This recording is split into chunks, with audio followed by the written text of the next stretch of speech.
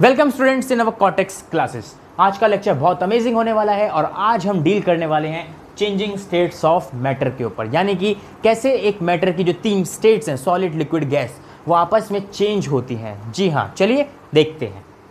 मैंने बोला जैसे सॉलिड है, सॉलिड से बना लिक्विड, लिक्विड से बनी गैस। ठीक है, तो हाँ ये ऐसा होता है। इसको मैं एक एग्जांपल के साथ भी समझा देता हूँ कि फॉर एग्जांपल ये आइस है, ठीक है, अब ये वाटर हो गया है, अब ये गैस बन चुका है, यानी कि वाटर वेपर्स बन चुके हैं।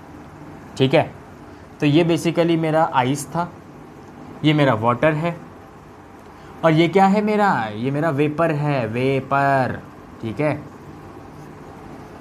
ऐसा होता कैसे, देखो लास्ट का लेक्चर जो मैंने था वो मैंने ये बता दिया था कि टेम्परेचर क्या होता है, उसमें थोड़ा बहुत मैंने इसके बारे में भी डिस्कस किया था। अगर आपने वो लेक्चर नहीं देखा है तो मैंने नीचे डिस्क्रिप्शन में उसका लिंक डाल दिया है, जाके देख लेना, लाइक कर देना और शेयर कर देना। Okay, very done. चलिए अब मैं बोलता हूँ कैसे हुआ। तो मैंने ये उसमें बता दिया था किस तरीके से आइस जो है वाटर बनी थी जब मैंने टेम्परेचर को बढ़ाया था। तो आज के लेक्चर में देखने वाले हैं किस तरीके से वाटर जो है वो वेपर में बनता है। अब खुद सोचो ना, जब टेम्परेचर बढ़ाया मैंने तो क्या हुआ था कि काइनेटिक एनर्जी बढ़ गई थी मॉलिक्यूल्स की, फोर्स ऑफ अट्रैक्शन वीक हो गए थे और वो वाटर में कन्वर्ट हो गया था एट 0 डिग्री सेल्सियस। वो हमने उसका मेल्टिंग पॉइंट बोला था। क्या बोला था? मेल्टिंग पॉइंट बोला था। बहुत बढ़िया। और यहाँ पे हमने लेटेंट हीट ऑफ फ्यूजन पढ़ा था। ठीक है, फ्यूजन क्या है बेसिकली, जैसे सॉलिड से लिक्विड जा रहा हूँ ना तो मैं उसको बोलता हूँ भाई फ्यूजन। ठीक है, अगर मैं लिक्विड से गैस जा रहा हूँ तो मैं उसको बोलता हूँ वेपराइजेशन, वेपोराइजेशन। ठीक है, अगर मैं डायरेक्ट सॉलिड से गैस चला जाऊं तो उसको मैं बोलूंगा सब्लिमेशन, सब्लिमेशन। ठीक है, और अगर डायरेक्ट में गैस से, अच्छा मैं इसको ब्लैक से बना देता हूं, अगर डायरेक्ट में गैस से सॉलिड में जा रहा हूं तो उसको मैं बोलूंगा सॉलिडिफिकेशन। नहीं, उसको मैं सॉलिडिफिकेशन नहीं बोलूंगा। सॉलिडिफिकेशन क्या होता है बेसिकली, जब लिक्विड से सॉलिड में बन रहा होता है उसको हम बेसिकली बोलते हैं सॉलिडिफिकेशन, सॉलिडिफिकेशन। ठीक है, जब गैस से डायरेक्टली सॉलिड बन रहा हो ना, गैस से डायरेक्टली सॉलिड बन रहा हो उसको हम बोलते हैं डिपोजिशन, डिपोजिशन। ठीक है, एनसीईआरटी में क्वेश्चन है 5 नंबर का बनता है, 5 चीजें हैं, पूछ लेगा यार। ठीक है ना। अच्छा ठीक है, एक ये भी है कि अगर गैस से मुझे लिक्विड बनाना हो तो वो मेरा कहलाता है कंडेंसेशन, कंडेंसेशन। बहुत ही बढ़िया। ठीक है, तो यहाँ पे 5 नंबर का क्वेश्चन भी करा दिया मैंने। ठीक है ना। तो चलो, मेल्टिंग पॉइंट बता दिया था। अब बॉइलिंग पॉइंट क्या है, जब पानी बॉयल हो जाए, बॉयल हो जाए। देखो क्या क्या बोल रहा हूँ मैं, मतलब अब देखो मैं कर क्या रहा हूँ। अब मेरे पास ये क्या है, एक बीकर है। ठीक है, और इस बीकर में जो मैंने आइस डाली थी टेम्परेचर बढ़ा के 0 डिग्री सेल्सियस पे, अभी मान लो 0 डिग्री सेल्सियस पे, लेकिन क्या बन चुका है, वाटर बन चुका है। अब आइस नहीं बची है, अब आइस नहीं बची है। और ये क्या है, मैं नीचे से अभी भी क्या कर रहा हूँ, मैं उसको हीट कर रहा हूँ। ठीक है, उसको मैं हीट सप्लाई देता जा रहा हूँ, देता जा रहा हूँ, देता जा रहा हूँ। अब क्या होगा, अब मॉलिक्यूल्स के बीच में अब और वो, अच्छा देखो अब तो क्या है, सब कुछ क्या बन गया है, अब वाटर बन गया है ना। अब क्या होगा, अब टेम्परेचर बढ़ना स्टार्ट होगा, टेम्परेचर बढ़ना स्टार्ट होगा। चलो बढ़ना स्टार्ट होगा तो क्या होगा, टेम्परेचर 0 डिग्री से मान लो 20 डिग्री सेल्सियस हुआ भाई साहब, 40 डिग्री सेल्सियस हुआ भाई साहब, मान लो 100 डिग्री सेल्सियस से पहुंच गया। तो मैं कर क्या रहा हूँ, मैं बेसिकली टेम्परेचर बढ़ा रहा हूँ। सोचो टेम्परेचर बढ़ा रहा हूँ तो क्या बढ़ना चाहिए, काइनेटिक एनर्जी बढ़नी चाहिए। बहुत बढ़िया भाई। और काइनेटिक एनर्जी एक पॉइंट टेम्परेचर का ऐसा आएगा जब वो ओवरकम कर जाएगी इन लिक्विड के फोर्स ऑफ मॉलिक्यूल। जब दो मॉलिक्यूल्स हैं, दो लिक्विड के, मान लो कि ये एक मॉलिक्यूल है लिक्विड का, ये मॉलिक्यूल है, इसके बीच में कुछ फोर्स ऑफ अट्रैक्शन है, फोर्स ऑफ अट्रैक्शन है। जब ये काइनेटिक एनर्जी इतनी बढ़ जाए कि ये इस फोर्स ऑफ अट्रैक्शन को ओवरकम कर दे, अगर वो उसको ओवरकम कर देगी तो क्या होगा, फोर्स ऑफ अट्रैक्शन गॉन, नाको समझ आ गया होगा ना, गयो, खत्म। ठीक है, तो ये चला जाएगा वेपर में।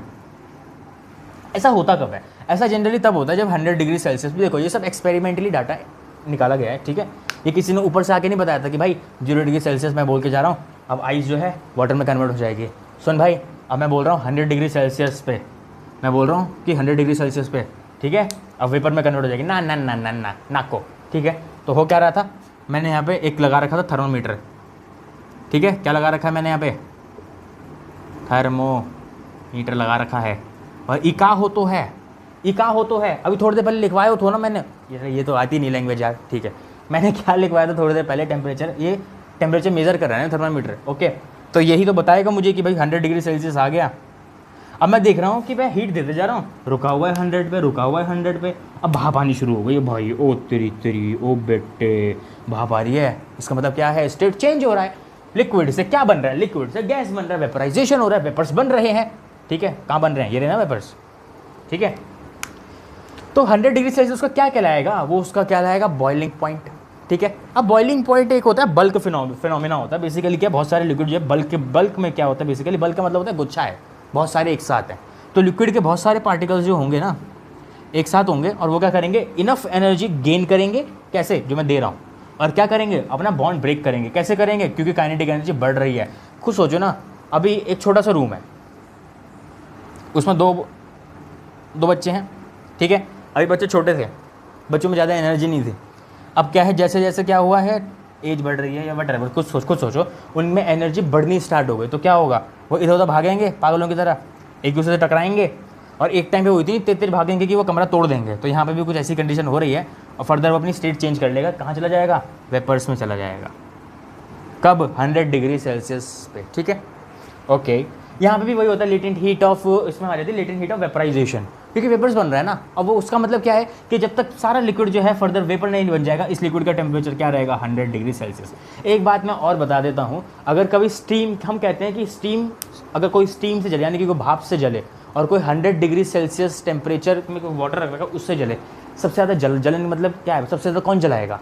मान लो कि एक ये भाप जो है ये 100 डिग्री सेल्सियस पे है, ये नीचे वाटर 100 डिग्री, सबसे ज़्यादा कौन जलाएगा, भाप जलाएगी। क्यों जलाएगी, देखो भाप, खुद सोचो, जब मैं उसको एक्स्ट्रा हीट दे रहा हूँ, वो एक्स्ट्रा हीट कौन ले रहा है, पार्टिकल्स ही तो ले रहे हैं, और एक्स्ट्रा हीट लेके क्या कर रहे हैं, टूट के वेपर बन जा रहे हैं। तो वेपर के पास एक्स्ट्रा हीट भी तो है, तो वो ज़्यादा गर्म हुई ना, ठीक है। लॉजिक आया समझ में, बढ़िया।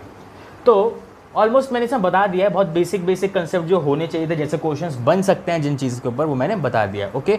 तो नेक्स्ट लेक्चर में मैं क्या करूँगा कि नेक्स्ट लेक्चर में हम बताएंगे इसमें प्रेशर के ऊपर, कि कैसे प्रेशर चेंज करके हम लोग स्टेट चेंज कर सकते हैं, ठीक है। बाय।